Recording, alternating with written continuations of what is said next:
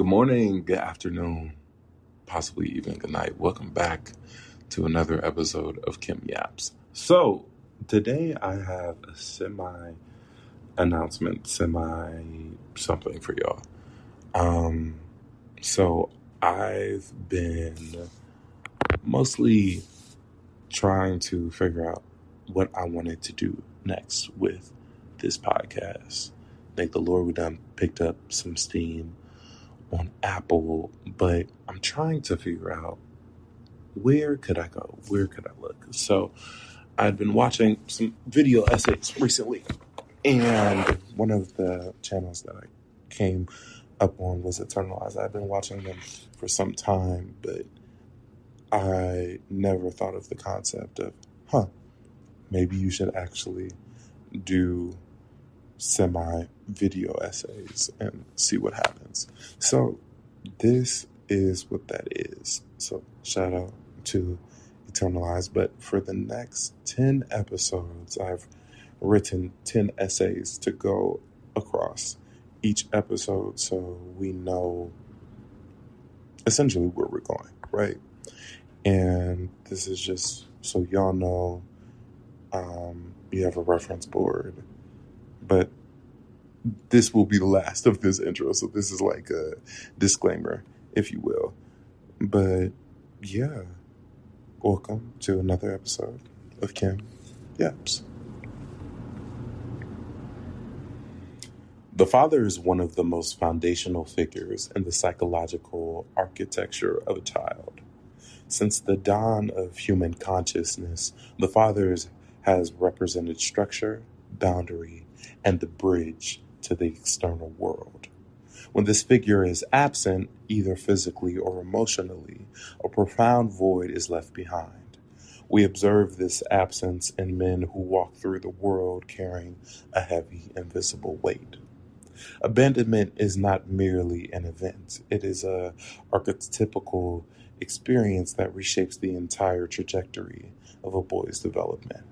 Many men suffer silently from the echoing absence of a guiding hand. Driven and stoic, abandoned sons often take themselves incredibly seriously, trying desperately to construct a foundation that was never given to them. They became architects of their own survival. As Carl Jung noted, a complex is not something we have, but something that has us. The abandonment complex dictates how a boy views love, trust, and his own intrinsic value. Forgetting that childhood is meant to be a time of safety and play, the abandoned son wonders why he feels so burdened, losing his capacity for carefree joy in exchange for hypervigilance. The antidote to this early forced maturation is a tremendous journey of psychological excavation. To find balance and not become entirely consumed by the need to protect oneself, the abandoned son must eventually confront the phantom of the missing father. Archetypes like the orphan or the wanderer are not just myths. They are living realities, often too common, connected to the individual through the bridge of the deep and often unprocessed emotion. The character of the abandoned son is complex. Society attributes various stereotypes to him, that he is destined for trouble, that he is inherently broken, or conversely, that he must be preternaturally strong. One of the most profound tragedies of the abandoned son is the environment of quiet suffering he is forced to inhabit. These are boys raised in silence. When a father leaves, the surrounding culture rarely offers a space for the boy to grieve. Instead, he is handed a mandate of stoicism. He is told to be the man of the house. He is praised for not crying, for swallowing his confusion. The silence becomes a heavy armor for him. Intellectuals and psychologists know that this unexpressed grief does not vanish. It burrows into the subconscious, spending years forming the bedrock of adult anxieties and future fears. The silence dictates that asking for help is a weakness. The boy learns to observe the world carefully, trusting no one entirely and yet relying solely on his own intellect and physical capability. Philosophers of human nature understood that the illusions we create to survive childhood often become the prisons of our adulthood. The silent boy creates an illusion of invulnerability. Yet beneath this invulnerable mask is a child waiting for someone to notice his pain. He seeks mentors and teachers, coaches, and older peers, silently hoping for a guide. In essence, the silence deprives the boy of the vocabulary needed to articulate his internal landscape. To speak his truth feels dangerous at times, as vulnerability historically has led to his abandonment. Beyond the personal grief, the abandoned son must navigate a complex web of cultural narratives. There is a pervasive societal lie that attempts to define his worth based on his origin. This lie whispers that the absence of a father is a reflection of the son's value. It suggests that the destiny of failure or fundamental flaw in his character writes his destiny. But sometimes the most destructive forces in a young man's life are not his internal demons, but the external expectations that he will become a statistic. The brilliant writer James Baldwin once explored how the world projects its own fears onto the youth. The abandoned boy often internalizes these projections. People sometimes look at the fatherless son with pity or fear, projecting onto him a narrative of lack. To counter this, the boy must become a master of his own identity. The archetypal journey here requires the son to reject the lie. He must realize that his father's departure was a reflection of the father's limitations and not the son's worthiness. Knowledge of this truth can often be a liberation. As the saying goes, the truth will set you free. But first, it will shatter the illusions that you have built your life upon. Broadly speaking, the abandoned son typically splits his psychological development into two distinct paths: the overachiever or the rebel. The overachiever attempts to earn the love he was denied. He believes that if he becomes successful enough, perfect enough, or strong enough, he will finally become immune to rejection. He becomes a relentless worker. He excels in academics, dominates on the athletic fields, and builds businesses. But the drive is often rooted in a quiet desperation. The great secret is truly that the overachieving of the abandoned son is that his success brings him little peace. The void that was left by his father cannot be filled by external antidotes. Conversely, the rebel takes the opposite approach. He rejects the structures of a society that feels failed him. He acts out the anger that the overachiever suppresses. The rebel tests boundaries constantly, subconsciously asking the world, will you abandon me too if I am difficult? Both the overachiever and the rebel share a singular root. They are both profound reactions to a deep, unnameable grief. What may seem like ambition or defiance is too often a cry for anchoring. When the father creates a vacuum, the mother is often forced to fill the space of two parents. This creates a deeply complex and sometimes destructive dynamic for the son.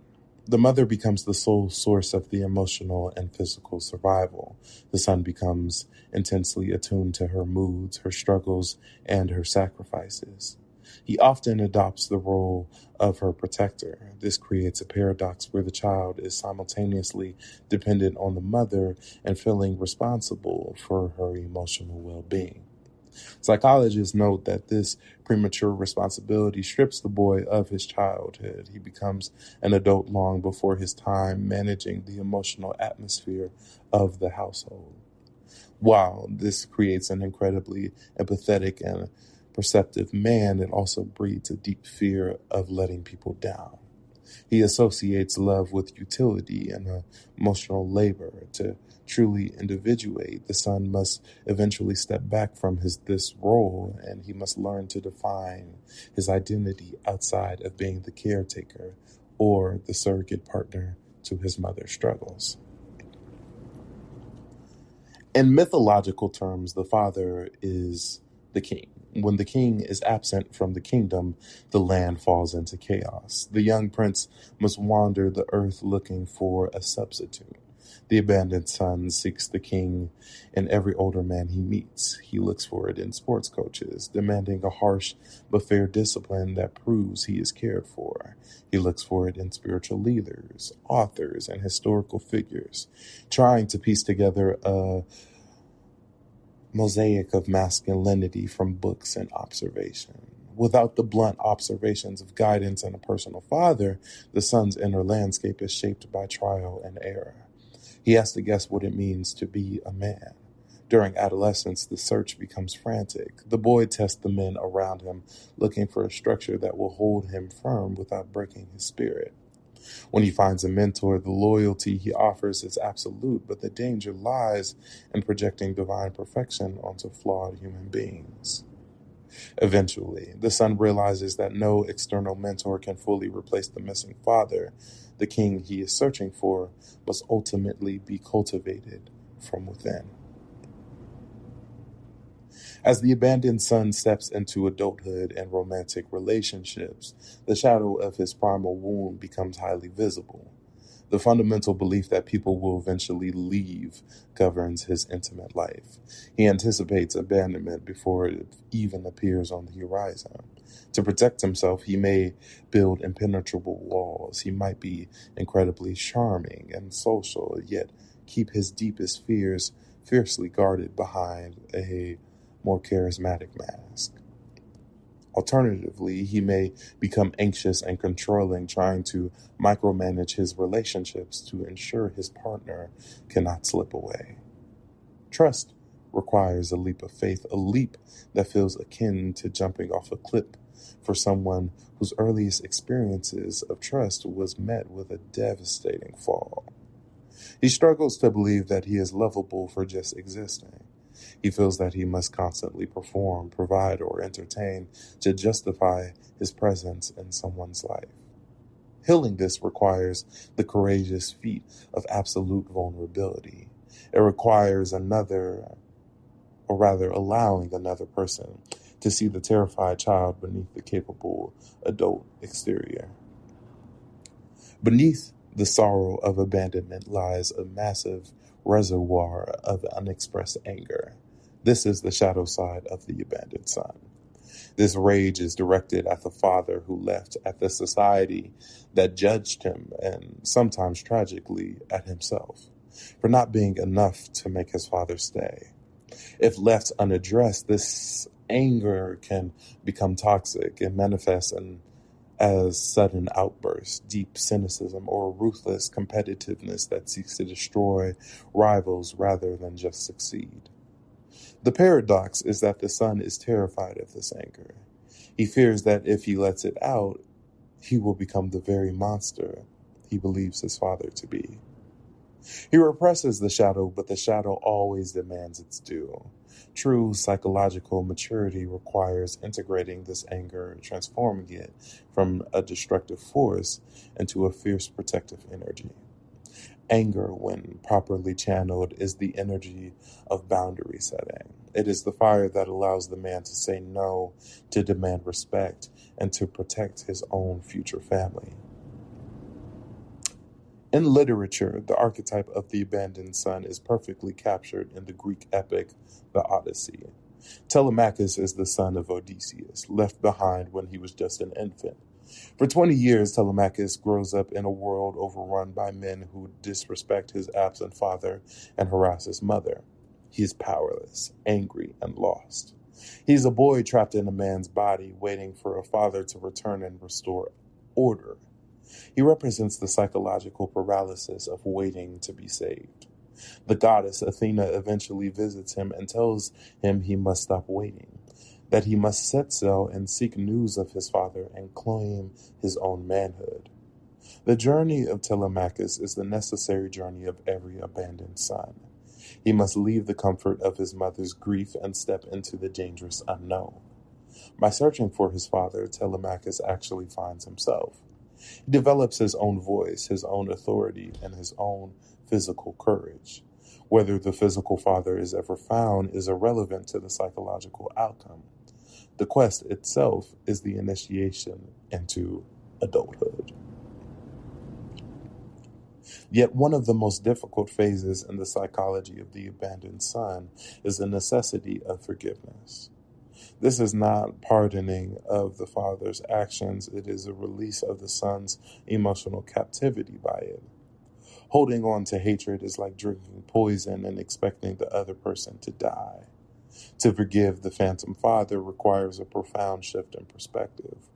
The son must look at the father not as a mythical villain, but as a flawed, weak, and deeply human individual. He must recognize that the father's absence was a failure of the father's own psychological development. The father was likely fighting against his own unhealed wounds. When the son realizes that the abandonment had nothing to do with him, the heavy chain of unworthiness shatters. This realization brings an incredible wave of grief, followed by a profound lightness. The energy previously used to hate or yearn for the father is returned to the son. The ultimate goal of individuation for the abandoned son is the construction of the inner father.